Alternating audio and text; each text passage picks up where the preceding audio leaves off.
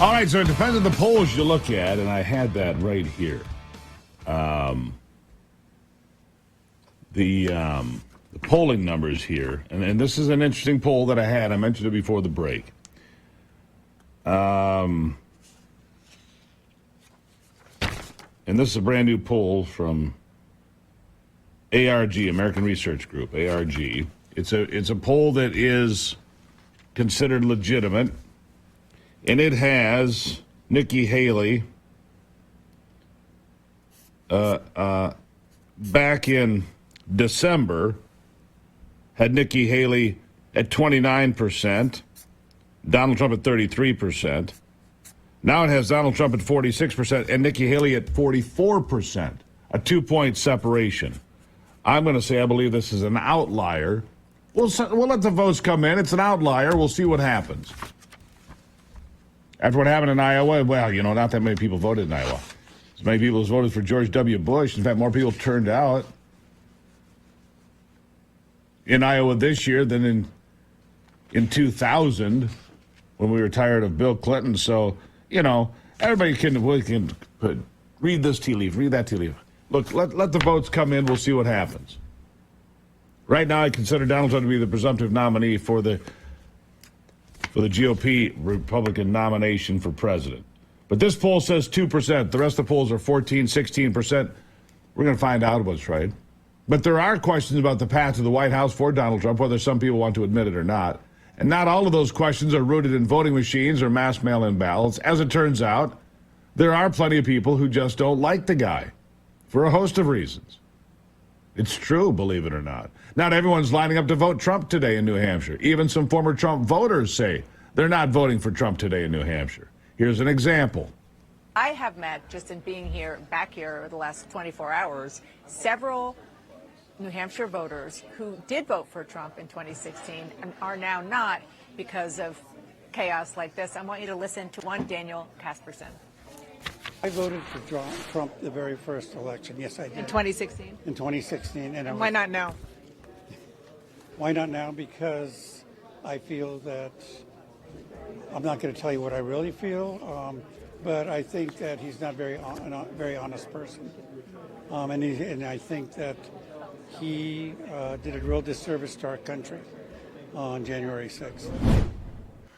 Well, that's going to be some of the sentiment out there. But for a growing number of Republicans and a growing number of Americans, the time to make a change in Washington is becoming more clear by the day and more urgent by the day. And the GOP is rounding up more of its voters every single day and herding them into line. They are. Senator Marsha Blackburn of Tennessee says it's time to unite behind Donald Trump.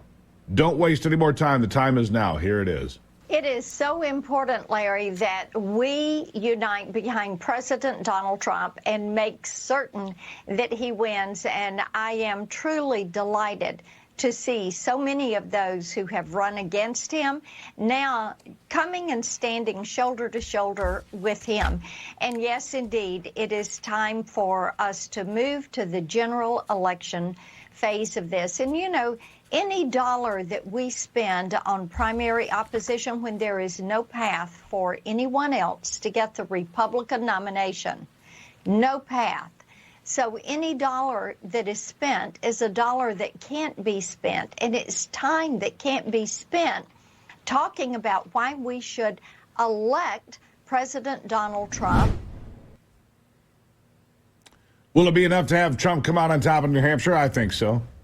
But will it be enough to carry the 45th president inauguration to become the 47th president? I also think so. But we're a long way from November the 5th. And the Democrats and their allies in courtrooms and newsrooms are all working overtime to damage the former president's image at every turn. And some are hoping one conviction out of the 91 felony indictments, as weak as they are, could be just enough to keep Donald Trump from returning to the Oval Office. I find that a stretch. I do, but we'll find out. Meanwhile, in New Hampshire last night, that show of force, Tim Scott, Vivek Ramaswamy, Doug Burgum, all former presidential candidates, were at the New Hampshire rally with Trump to show of force. Happened last night at 9 o'clock, it's a little bit later than normal. It was in Laconia, New Hampshire. Happened just hours before the voting got underway in Dixville Notch. And it was, it was designed that way. Show unity. Get everybody on the same stage. Show that unity. But there's a lot of dissension, too. And I guess the question then will come down to this for people. Even for people that don't like Donald Trump, because I hear this every day. I don't like the guy, but I liked his policies. Okay. And so the question will then come down to, do you like the policies of Joe Biden?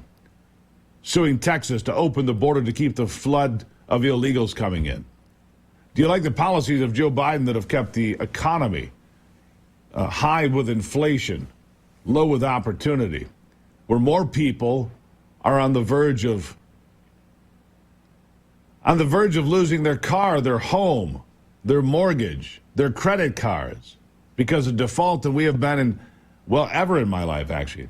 We have more people close to default on those things than at any time in my life. Is that the sort of thing you're going to support? These are the questions you have to ask yourself. It's not about the personality. It's about the policies for a lot more people every day. There are a number of people I know that said they were pretty well wrapped up with Trump after the 2020 election, that they were going to move on. They're all back now. They're all back saying, look, we don't have any choice.